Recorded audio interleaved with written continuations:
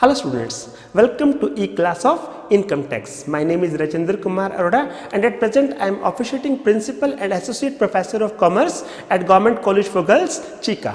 Income Tax की E-Class के अंदर जो हमारा टॉपिक है वो है टाइप्स ऑफ असेसमेंट। असेसमेंट का मतलब आपको पता ही है, अपनी जो टोटल इनकम है उसको नापना और उसके अकॉर्डिंग टैक्स को नापना। देखिए जी, असेसमेंट को हम कैसे लेते हैं? Determination of total income and determination of tax payable. हम क्या करते हैं, हम पांचों हेड्स की इनकम को जोड़ लेते हैं तो वो क्या बन जाती है? हमारी ग्रॉस टोटल इनकम। और उस ग्रॉस टोटल इनकम में से जब हम डिडक्शंस को घटा देते हैं तो हमारी क्या बन जाती है? Total income. उस टोटल इनकम को हम टोटल इनकम भी कह सकते हैं, टैक्सेबल इनकम भी कह सकते हैं। और उसके ऊपर फिर हम क्या करते हैं? इनकम टैक्स की कैलकुलेशन को करते हैं और जानते हैं कि हमारा टैक्स पेबल कितना है और उसके अकॉर्डिंग हम अपने टैक्स को जमा करवाते हैं। तो इस सारी बात को हम साधारण शब्दों में क्या कहते हैं? असेसमेंट कहते हैं। तो चलिए अब हम ये जानने की कोशिश करते हैं कि ये असेसमेंट कितनी तरह की होती है। देखिए जी, ये एक बड़ी लंबी चौड़ी लिस्ट है असेसमेंट्स की कि इतनी तरह की ये असेसमेंट्स होती हैं। सेल्फ असेसमेंट है, समरी असेसमेंट है, रेगुलर असेसमेंट है, बेस्ट जजमेंट असेसमेंट है, रीअसेसमेंट है, फेसलेस असेसमेंट है और जुरिसडिक्शनलेस असेसमेंट है। क्योंकि ये टॉपिक बहुत बड़ा टॉपिक बनता है तो हमने इस टॉपिक को दो हिस्सों में कन्वर्ट किया है। जो आज हम ये पहला हिस्सा पढ़ रहे हैं इसके अंदर हम सेल्फ असेसमेंट को पढ़ेंगे, समरी असेसमेंट को पढ़ेंगे, रेगुलर असेसमेंट को पढ़ेंगे और उसके बाद ये दो छोटे छोटे टॉपिक्स जो बिल्कुल नई तरह के असेसमेंट्स आई हैं हमारी, फेसलेस असेसमेंट और जुरिसडिक्शनलेस असेसमेंट, इसको पढ़ेंगे। और ये जो है हमारी रीअसेसमेंट है और बेस्ट जजमेंट असेसमेंट, ये थोड़े बड़े टॉपिक्स हैं तो इसके लिए मैंने स्पेसिफिकली आपके लिए एक अगला लेक्चर और प्लान किया है। तो चलिए देखते हैं कितनी तरह की असेसमेंट होती है। सबसे पहले आती है हमारी सेल्फ असेसमेंट। देखो जी, नाम से ही क्लियर है सेल्फ असेसमेंट क्या कि when assessee himself calculates his income and income tax and deposits the same along with the return is called self assessment. जब असेसी खुद ही अपनी इनकम को कैलकुलेट करता है, खुद ही उसके ऊपर टैक्स कैलकुलेट करता है, उस टैक्स को भरता भी है और अपनी रिटर्न को भी भरता है, तो हम उसे साधारण शब्दों में क्या कह देते हैं? यह है सेल्फ असेसमेंट। और इसके अंदर क्या करता है? The return shall be filed along with the proof of payment of such tax. Return के साथ क्या मैं अपना प्रूफ भी लगाता हूं कि मैंने ये टैक्स को पे कर दिया है। उसके बाद अगर कोई if there is any shortfall in the payment of any advance tax or delay in filing of the return or tax, the interest, penalty, fine for the same shall also be deposited. कि भाई अगर assessee ने advance tax की payment के अंदर कोई गड़बड़ी कर दी है या रिटर्न डिले के साथ फाइल किए तो डेफिनेटली उसके ऊपर कोई इंटरेस्ट भी लग सकता है, कोई पेनल्टी भी लग सकती है, तो रिटर्न के साथ वो इंटरेस्ट, पेनल्टी और फाइन भी जमा करवाएगा। Beside this, if he fails to pay the whole or a part of the tax then or the interest or both, he shall be deemed to be the assessee in default. Besides this, अगर क्या होता है कि वो tax को late जमा करवाता है, उसके ऊपर कोई इंटरेस्ट भी पड़ता है और वो समय पर ना टैक्स जमा करवा पाता, ना उस टैक्स के ऊपर इंटरेस्ट को जमा करवा पाता, तो हम उसे कहेंगे असेसी इन डिफॉल्ट। तो ऐसे केस में उसे वो दोनों चीज़ें भी और जमा करवानी पड़ेगी। तो ये बेसिकली थी सेल्फ असेसमेंट। अब सेल्फ असेसमेंट के बाद जो नॉर्मल हमारा प्रोफार्मा बनता है, जिसके जरिए आपको और ज़्यादा अच्छे तरीके से क्लियर होगा कि ये सेल्फ असेसमेंट होती क्या है। देखो जी, सबसे पहले क्या लिखा हुआ है? Taxable income of all heads of income means gross total income हमारी आ गई। उसमें से फिर हमने 80C से लेके 80U तक की सारी डिडक्शंस को घटा दिया। डिडक्शंस के बाद हमारी क्या बन गई? टैक्सेबल इनकम या टोटल इनकम बन गई। उसके ऊपर फिर हमने टैक्स को कैलकुलेट किया कि हमारा टैक्स पेबल कितना बनता है और एक एक करके जो भी हमने जो प्रीवियस ईयर के अंदर सपोज कोई एडवांस टैक्स पे किया है, एडवांस टैक्स की किस्तें आपको पता ही है, वो अगर पे कर रखा है तो उसको भी घटा देंगे। अगर हमारा कहीं कोई TDS कटा है यानी टैक्स डिडक्टेड सोर्स हुआ है तो उसको भी घटा दिया जाएगा। बिसाइड दिस हमारा कोई सेक्शन 89 के अंदर रिलीफ बनता है तो उसको भी घटा दिया जाएगा।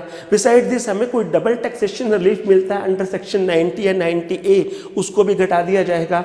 और अगर हमारा कहीं टैक्स क्रेडिट बनता है अंडर सेक्शन 115 JJA और 115 JD, तो उसको भी घटा दिया जाएगा। दैट मीन्स जितना भी हमारा टोटल टैक्स बनता है उसमें से जो जो पार्ट हम ऑलरेडी पे कर चुके हैं, या जो कोई हमें रिलीफ मिला है, या जो कोई हमें टैक्स क्रेडिट मिला है, तो उन सब चीज़ों को माइनस करने के बाद अगर कुछ बचता है तो वो नेट टैक्स पे कर दिया जाएगा। और ये सारे के सारे काम कौन कर रहा है? यस, असेसी खुद कर रहा है, इसीलिए इसको सेल्फ असेसमेंट कहते हैं। यानी मैंने खुद ही अपनी इनकम को कैलकुलेट किया, उसके ऊपर टैक्स को कैलकुलेट किया, और टैक्स कैलकुलेट करने के बाद जो टैक्सेस मैं अभी तक भर चुका हूं या मेरे नाम पर भरे जा चुके हैं, तो उनको मैंने घटा दिया, और जो बाकी का बचा हुआ टैक्स है वो मुझे इनकम टैक्स अथॉरिटीज को पे करना है। क्योंकि ये सारे के सारे काम मैं खुद कर रहा हूं, इसीलिए इस असेसमेंट को कहते हैं हम सेल्फ असेसमेंट। अब जो अगली बात आती है, एक और तरह की असेसमेंट है, वो है समरी असेसमेंट। हम क्या करेंगे, स्टेप बाय स्टेप चलेंगे। देखो, अभी जो हमने सेल्फ असेसमेंट में क्या किया, असेसी ने खुद अपनी जो इनकम है उसको भी कैलकुलेट किया और टैक्स को भी कैलकुलेट किया, और अब उसी हिसाब से उसने टैक्स को भी भरा। अब इससे अगली स्टेज पे चलते हैं। अब वो सारा काम करके क्या करेगा, अपनी रिटर्न जमा करवाएगा ऑन और बिफोर ड्यू डेट। आपको पता ही है under section 139 sub section 1 normally हमको रिटर्न जमा करवानी होती है। अब ये रिटर्न किसके पास जाएगी? यस, इनकम टैक्स अथॉरिटीज के पास जाएगी। अब इनकम टैक्स अथॉरिटीज भी उस रिटर्न को चेक करेंगे, तो हम उसको क्या कहेंगे कि इनकम टैक्स अथॉरिटीज उस रिटर्न की असेसमेंट कर रहे हैं। अब इनकम टैक्स अथॉरिटीज, या बेसिकली इसमें जो मेन पर्सन होता है वो होता है असेसिंग ऑफिसर। मैंने इस शॉर्ट फॉर्म में असेसिंग ऑफिसर को हर जगह AO लिया है। दैट मीन्स आप समझ जाइए कि वो क्या होगा, असेसिंग ऑफिसर। अब असेसिंग ऑफिसर के पास आपकी भरी हुई रिटर्न जाएगी, तो अब उसके पास कौन कौन सी ऑप्शंस हैं, किस किस तरीके से आपकी वो रिटर्न को चेक कर सकता है। दैट मीन्स कितनी तरह की आपकी असेसमेंट हो सकती है। तो इस कड़ी के अंदर जो सबसे पहली असेसमेंट आ रही है वो हमारी आ रही है समरी असेसमेंट। और समरी असेसमेंट में क्या करते हैं, in such assessment neither assessee is called nor he is required to produce books of accounts और अदर डॉक्यूमेंट। देखो जी, कितनी आसान तरह की जो असेसमेंट है। इसके अंदर ना तो आपकी रिटर्न को चेक करने के लिए असेसी को बुलाया जाता, ना ही उसे कहा जाता भाई अपनी बुक्स ऑफ अकाउंट्स लेके आओ या कोई और डॉक्यूमेंट लेके आओ। जो आपने रिटर्न के टाइम पे डॉक्यूमेंट जमा करा दिए, बस उसी के बिहाफ पर अगर असेसिंग ऑफिसर आपकी असेसमेंट कर रहा है तो उसे कहेंगे समरी असेसमेंट। और इसके अंदर क्या होगा, after the filing of return by the assessee under section 139 or in response to the notice under section 142 subsection 1, such return shall be proceed in the manner specified। और ये manner specified क्या है? yes, ये है वो manner जिसके जरिए आपकी जो समरी असेसमेंट है वो की जाएगी। और इसके अंदर असेसी क्या क्या करेगा, असेसी नहीं, असेसिंग ऑफिसर क्या क्या करेगा, total of such income shall be computed. जो आपकी जो टोटल इनकम है उसको कैलकुलेट किया जाएगा। और उसके बाद क्या, इसके अलावा उस पर टैक्स कैलकुलेट किया जाएगा, कोई इंटरेस्ट बनता है, कोई फीस बनती है, तो इनकम के ऊपर तो वो भी कैलकुलेट की जाएगी। अब इसके बाद फिर ढूंढा जाएगा कि आपने जो टैक्स भर रखा है और जो आपका टैक्स बनता है, इसके आधार पर यह देखा जाएगा कि आपने इनकम टैक्स अथॉरिटीज को और कुछ देना है या इनकम टैक्स की तरफ से आपका कोई रिफंड बन रहा है। तो क्या, एनी सम पेबल और refundable shall be determined and intimation shall be prepared and sent specifying the sum payable। अब देखो, आपने रिटर्न भी भर दी, आपने टैक्स भी भर दिया, आपकी समरी असेसमेंट हुई। समरी असेसमेंट के अंदर क्या, सपोज असेसिंग ऑफिसर को यह लगा कि आपका कोई और पैसा है टैक्स का जो आपने इनकम टैक्स अथॉरिटीज को जमा करवाना है, तो ऐसे केस में इनकम टैक्स अथॉरिटीज से आपकी तरफ एक इंटीमेशन जाएगा, भाई इतना पैसा और जमा करवा दीजिए। बिसाइड दिस, अगर सपोज आपका रिफंड बनता है तो क्या होगा, the amount refund shall be granted to the assessee. तो जो भी रिफंड होगा वो आपको ग्रांट हो जाएगा और ऑटोमेटिकली आपके खाते के अंदर चला जाएगा, उस खाते में जाएगा जो खाता आपने रिटर्न के अंदर दिया होगा, भाई इस खाते के अंदर मेरा रिफंड दे दिया जाए। Where no such amount is due to the assessee और refundable to the assessee, acknowledgement shall be deemed to be the intimation. अब देखो, ना तो कोई आपकी तरफ इनकम टैक्स वालों का बन रहा है, ना ही इनकम टैक्स वालों ने आपका कुछ देना है। तो जो आपने रिटर्न जमा करवाई और जो एक्नॉलेजमेंट आपको उस रिटर्न को जमा करवाने की मिली, वही इंटीमेशन माना जाएगा। भाई इनकम टैक्स वालों से आपकी तरफ इंटीमेशन आ गया कि भाई हाँ आपका काम हो चुका है, आपको ज़्यादा कुछ और लेने या देने की आवश्यकता नहीं है। तो इसमें ऑब्वियसली दो ही केस हुए, एक तो कि भाई अगर आपका सम पेएबल है तो इंटीमेशन आ जाएगा, रिफंड है तो ऑटोमेटिकली आपके खाते में आ जाएगा, और अगर कुछ भी नहीं है तो जो एक्नॉलेजमेंट मिली वही आपका इंटीमेशन है। दैट मीन्स यहीं आकर आपका काम खत्म हो जाता है, आपको और ज़्यादा कोई टेंशन लेने की आवश्यकता नहीं है। तो ये कौन सी थी? ये थी समरी असेसमेंट। समरी असेसमेंट के बाद जो अगली बात आती है वो आती है रेगुलर असेसमेंट की। देखो अभी तक असेसिंग ऑफिसर को क्या लग रहा था, भाई ना तो आपको बुलाने की जरूरत है, ना ही आपकी बुक्स ऑफ अकाउंट्स चेक करने की जरूरत है, ना ही आपके कोई और डॉक्यूमेंट्स चेक करने की जरूरत है। लेकिन हर केस में तो असेसिंग ऑफिसर को ऐसा नहीं लग सकता। तो जब क्या होता है, जब हमारे को एविडेंस चाहिए होती है, दैट मीन्स हमें ये देखना होता है कि आपने जो रिटर्न भरी है और जो आपकी बुक्स ऑफ अकाउंट्स हैं, जो आपके पेपर्स हैं, जो डॉक्यूमेंट्स हैं, वो उस रिटर्न को सपोर्ट कर भी रहे हैं या नहीं। तो ऐसे केस में हमारी कौन सी असेसमेंट आती है? Regular assessment. Means the assessment made on the basis of evidence under section 143 subsection 3।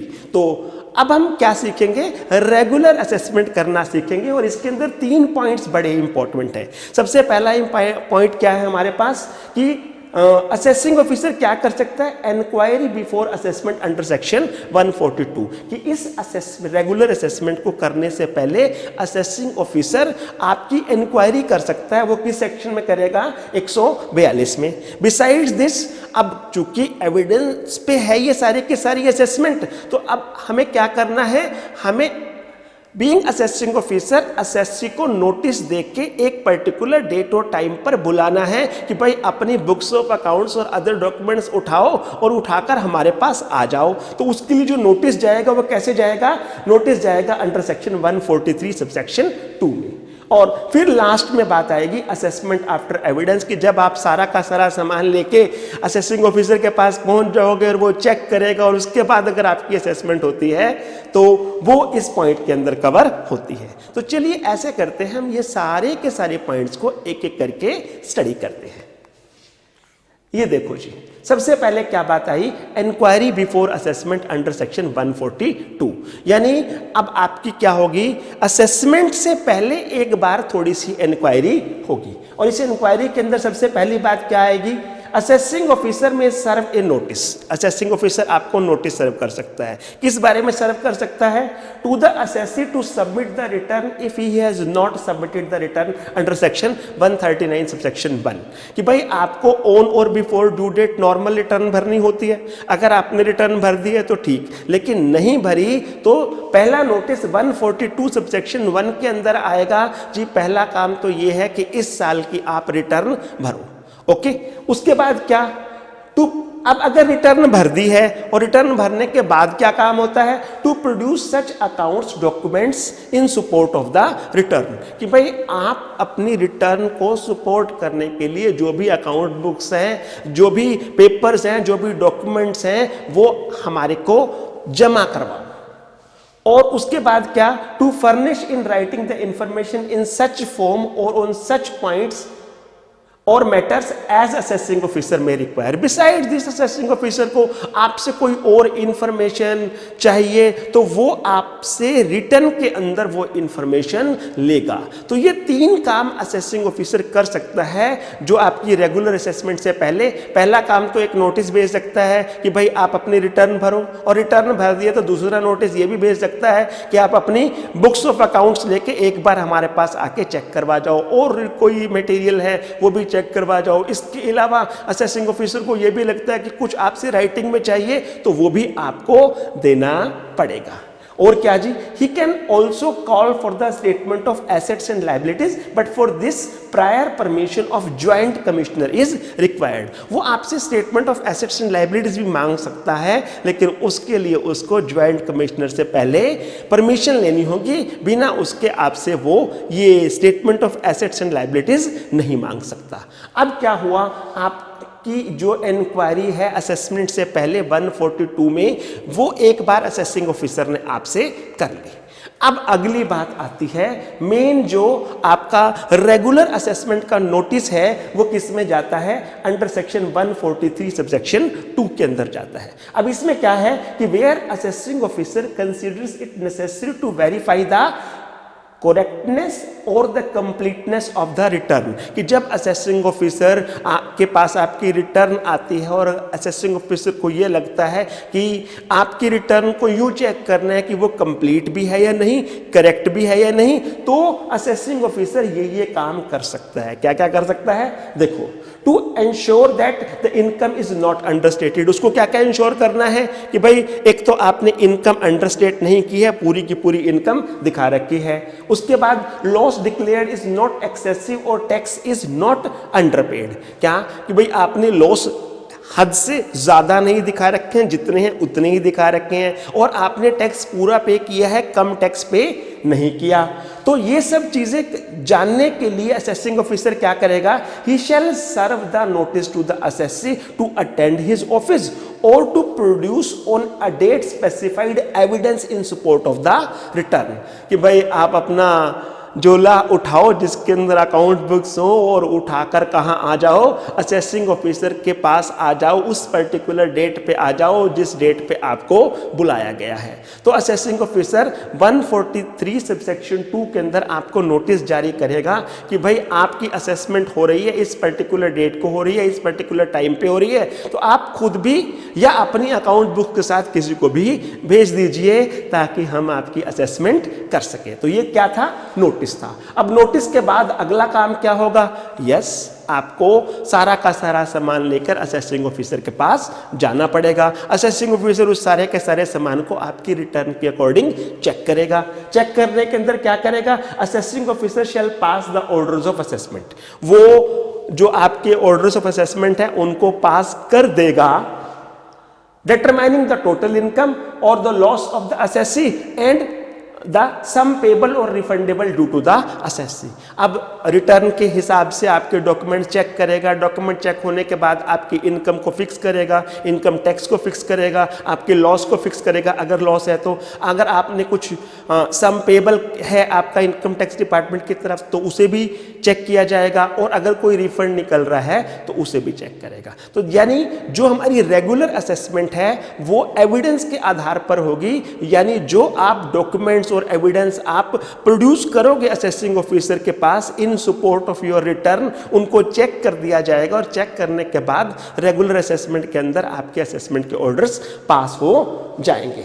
और इसके अलावा क्या, इसके अलावा बड़ी इंपॉर्टेंट है कि after hearing such evidence the assessee has produced in response to the notice under section 1 और such other evidence as assessee assessing officer has demanded on specific point after taking into account all the relevant document और materials। तो भाई इस return के time पे, इस assessment के time पे क्या होगा, वो जो डॉक्यूमेंट्स आपने प्रोड्यूस करे हैं या कोई और एविडेंस उसको चाहिए वो भी चेक हो जाएगी, और सारी की सारी चीज़ें रिलेवेंट फैक्ट्स को देखते हुए आपकी असेसमेंट कर दी जाएगी। तो ये कौन सी थी हमारी, ये थी रेगुलर असेसमेंट। रेगुलर असेसमेंट के बाद जो अगली दो असेसमेंट आती हैं वो आती है बेस्ट जजमेंट असेसमेंट और रीअसेसमेंट। उसके लिए मैंने अलग से एक और लेक्चर तैयार किया है आप लोगों के लिए, और ये दो छोटे छोटे पॉइंट्स थे वो मैंने इसी के अंदर कवर कर दिए।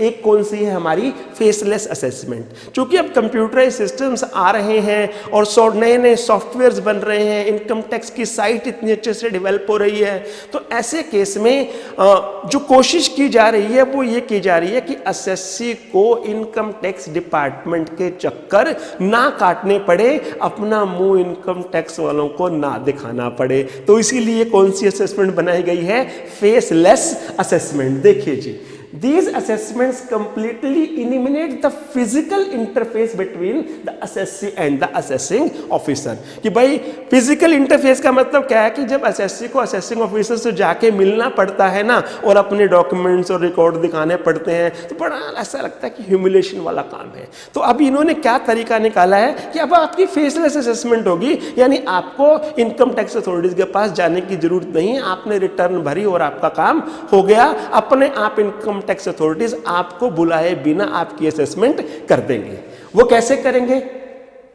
इंस्टेड इट इन्वॉल्व्स, अब इसके अंदर क्या तरीका अपनाएगा? It involves the complete electronic interface in conduct of the assessment exclusive in electronic mode. कि भाई अब सारा का सारा काम इलेक्ट्रॉनिक इंटरफेस पर होगा और इलेक्ट्रॉनिक मोड के जरिए जो भी आपने, सपोज आपका कहीं से टीडीएस कटा और या कहीं और से टैक्स कटा तो वो कहाँ चला जाएगा? डेफिनेटली 26 AS में चला जाएगा, तो वहां से आपका चेक हो जाएगा। जो आपने ऑनलाइन अपनी रिटर्न भरी और ऑनलाइन सपोज कोई इनकम टैक्स भर दिया, कोई इंटरेस्ट भर दिया, तो वो सारी की सारी चीज़ों के रिकॉर्ड्स ऑनलाइन जनरेट हो रहे हैं। तो अब जब सारी चीज़ें ऑनलाइन हो गई हैं तो आपको ज़्यादा बुलाने की ज़रूरत नहीं पड़ती। अब इसके अंदर क्या करते हैं? Via E proceedings utility of E filing portal of income tax website. जो इनकम टैक्स की वेबसाइट है उस वेबसाइट के अंदर ई फाइलिंग जो पोर्टल है उसके ऊपर ई प्रोसीडिंग्स के नाम से एक टैब आया है, उसके थ्रू हम ये सारी की सारी प्रोसीडिंग्स करते हैं। अब इसमें किस चीज को यूज किया जाता है? देखो, artificial learning and machine learning दोनों को यूज किया जाता है with a view to reduce the scope of discretion. अब होता क्या है कि कई बार कुछ मामले में असेसिंग का लिखा जाता है ना इनकम टैक्स के अंदर कि if assessing officer satisfies, if assessing officer thinks fit, तो ये जो ह्यूमन इंटरफेस का जो स्कोप होता है ना, ये ह्यूमन डिस्क्रिशन का जो स्कोप होता है उसको एलिमिनेट कर दिया है, ताकि अब आपने जो दिया और सबूतों के आधार पर जो सही होगा मशीन उसे अपने आप ओके कर देगी और जो असेसिंग ऑफिसर की जो रिश्वत लेने का स्कोप होगा वो धीरे धीरे क्या हो जाएगा? कम हो जाएगा, खत्म हो जाएगा। इस वजह से इसके लिए जो हमारी फेसलेस असेसमेंट है वो निकाली गई है। एक और तरह की असेसमेंट निकाली गई है, ये देखिए, जो ज्यूरिसडिक्शन लेस असेसमेंट। ज्यूरिसडिक्शन तो आप बड़े अच्छे तरीके से समझते हैं कि सपोज मैं हरियाणा के अंदर रह रहा हूँ और हरियाणा के अंदर सपोज कैथल के अंदर मैं रहता हूँ और वहाँ जाके मैं अपनी इनकम टैक्स डिपार्टमेंट के अंदर अपनी रिटर्न भरता हूँ, या आज की डेट में तो ऑनलाइन रिटर्न है, ऑनलाइन रिटर्न भर देता हूँ। तो नॉर्मली वो रिटर्न कहाँ जाती है? इस जुरिस्डिक्शन के अंदर, यानी हरियाणा के अंदर, कैथल के अंदर जो भी मेरा असेसिंग ऑफिसर होगा वहां पर रिटर्न जाएगी। लेकिन अब क्योंकि अब सारा काम ऑनलाइन हो गया है, तो ऑनलाइन होने के बाद ये जो जुरिस्डिक्शन वाला सिस्टम है ना, क्योंकि जैसे हमारा स्टेट सिस्टम है कि India is divided into state, state is divided into district, district is divided into सब डिविजन्स एंड विलेजेस। ऐसे ही इनकम टैक्स वालों की भी अपनी जुरिस्डिक्शन है कि India is divided into zones हैं, जोन्स के बाद फिर रीजन्स हैं, रीजन्स के बाद फिर रेंज हैं। तो इस तरीके से हर एक इनकम टैक्स ऑफिसर की अपनी एक जुरिस्डिक्शन होती है। अब क्या किया जा रहा है? अब सब कुछ ऑनलाइन हो गया तो चलो भाई इस जुरिस्डिक्शन को भी खत्म कर दो और अब हम इसकी नई तरह की असेसमेंट निकालेंगे। कौन सी? Jurisdiction less assessment. These assessments are conducted by the group of experts IT officers at the multiple level assessment units. अब देखो ये तरह की असेसमेंट कौन कर रहे हैं? सबसे पहले तो कर रहे हैं group of expert IT officers, income tax officers जो स्पेशल है इंफॉर्मेशन टेक्नोलॉजी के अंदर, वो इस तरह की असेसमेंट्स को कर रहे हैं और स्पेशल यूनिट्स बनाई गई हैं। देखो लाइक कौन सी यूनिट है? नेशनल ई असेसमेंट सेंटर, इसके अलावा रीजनल ई assessment centre, verification unit, technical unit, review unit, ये अलग अलग तरह की यूनिट्स बनाई गई हैं जो जिनके पास देश के किसी भी हिस्से से कोई भी रिटर्न आ जाए ये उसको चेक कर देंगे और उसकी असेसमेंट को कर देंगे। तो इसके लिए अब आपको स्पेसिफिकली कोई असेसिंग ऑफिसर असाइन नहीं होगा, रैंडमाइज तरीके से ये आपकी रिटर्न पूरे इंडिया के अंदर किसी भी IT एक्सपर्ट के पास जा सकती है जो आपकी असेसमेंट को असेस कर देगा और आपको वहां जाने की भी जरूरत नहीं और ये भी आपको नहीं पता चलेगा कि आपकी रिटर्न किसने असेस करी, not to be conducted by individual jurisdiction assessing officer. भाई आपका जो इंडिविजुअल जो असेसिंग ऑफिसर होगा उसके वो ये असेसमेंट को कंडक्ट नहीं करेगा। The cases shall be allotted to the different unit based on automated allocation system by randomize allocation of cases. जैसे हम डाइस को फेंकते हैं ना, तो कुछ भी आ सकता है, 1 2 3 4 5 6, ऐसे ही उन्होंने ऑटोमेटिक सिस्टम बनाया हुआ है जिसके जरिए रैंडमाइज तरीके से आपकी रिटर्न किसी भी आईटी एक्सपर्ट के पास जा सकती है। तो ये कुछ नई तरीके की डेवलपमेंट्स हो रही हैं इनकम टैक्स के फील्ड के अंदर, जहां टेक्नोलॉजी ज़्यादा आ रही है, और टेक्नोलॉजी ज़्यादा आने का जो हमें सबसे बड़ा फ़ायदा ये हो रहा है कि जो ह्यूमन इंटरफेस है वो कम हो रहा है, ह्यूमन इंटरफ्रेंस कम हो रही है। और बड़ी जो हमें दिक्कतें आती थी कि रिटर्न भरने के बाद असेसमेंट में इनकम टैक्स वालों के चक्कर काटने पड़ेंगे, तो वो कंपैरेटिवली इन मेथड्स के जरिए कम हो रहा है। दैट मीन्स अब हम फेसलेस असेसमेंट्स और जुरिस्डिक्शनलेस असेसमेंट्स की तरफ बढ़ रहे हैं।